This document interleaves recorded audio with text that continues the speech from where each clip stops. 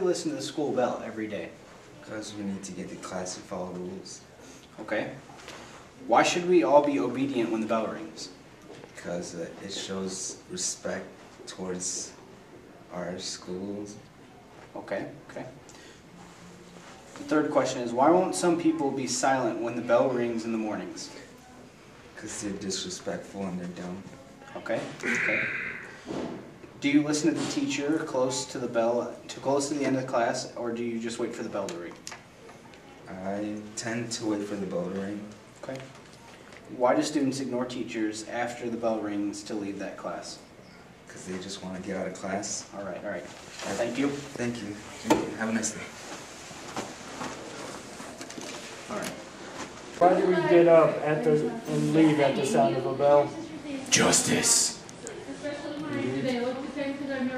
What do you think of the sound of the bell? Injustice. Why do you think it's a bell that alerts the school about the time? It's the bell. Not the one we deserve, but the one that we need. Has the bell ever caught you off guard? Harvey Dent. Can we trust him?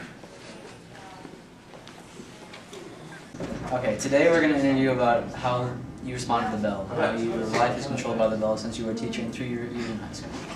My first question is, have you ever thought about how the bell controls your life? Nope. Nope. No. When the bell is off schedule and rings in the middle of class, what do you do?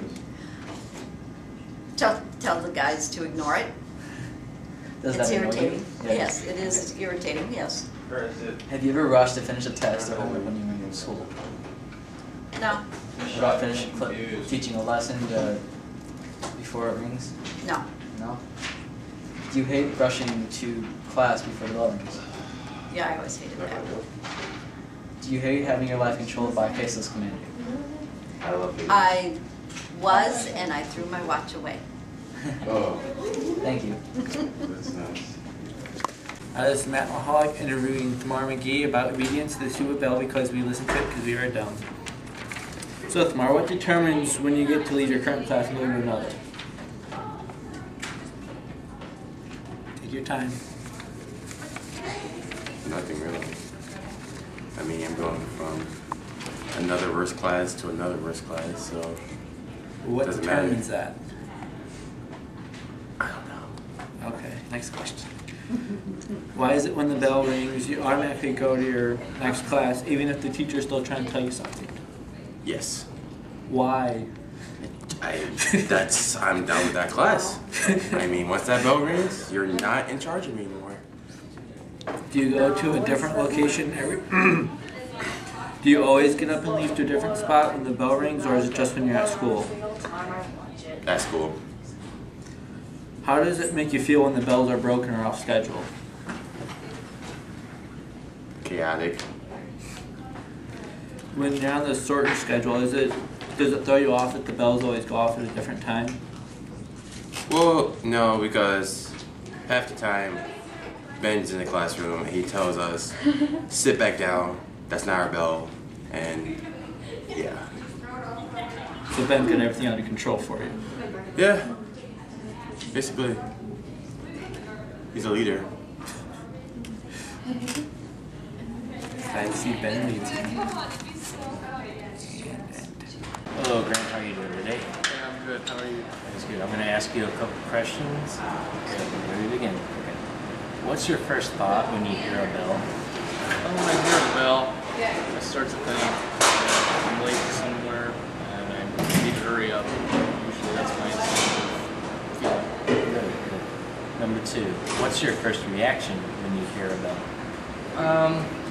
Sometimes scared. Like, for example, if I'm doing something important and I hear a bell, I feel like I need to stop. Same with me. Same. Number three, why do people relate being tardy or not on the time to class when the bell rings?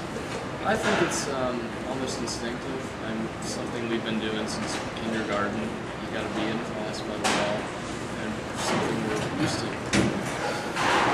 What happens if the bell is not working? Do you freak out? I don't freak out. I actually feel a little better. If the bell's not working, I feel like like I have more time to get to class. Even if I'm earlier, it feels like I'm pushing. Number 5, what was it like when you heard the bell for the first time? I'd have to think back, but I'd probably say I didn't know what it was, why it was there, until someone explained it to me. Alright, we're done for the day. Thank you. Thank you. Later. Yes. 1. You know, we've been talking about nutrition in this class and talking about the new dietary guidelines for Americans. And as you know, it has changed to My Plate. My Plate has been replacing the My Pyramid. As you notice, it's supposed to be a plan that's much more familiar to us so that we know the portions that we're supposed to have. As you look at this, it's divided into 4 different segments. More of them are fruits and vegetables. Half of them should be grains and proteins. And then, of course, your dairy servings. It actually is the same as this, but this is supposed to be able to help you remember how many servings a day you should have of each kind of food. You also need to know that we have to cut back.